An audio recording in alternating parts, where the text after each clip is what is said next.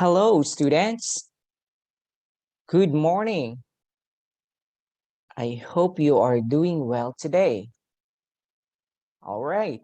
So, last meeting or last discussion, we've discussed about or we've talked about the parts and functions of a compound microscope.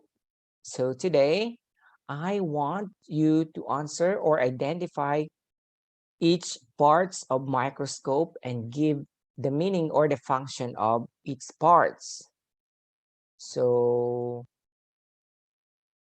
we have 1, 2, 3, up to 10 parts of the microscope.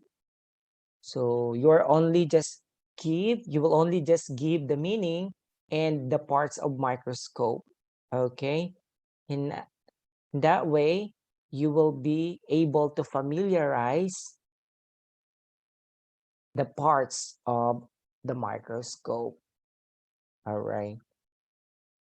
So that's it. And please don't forget to answer this activity. Have a good day.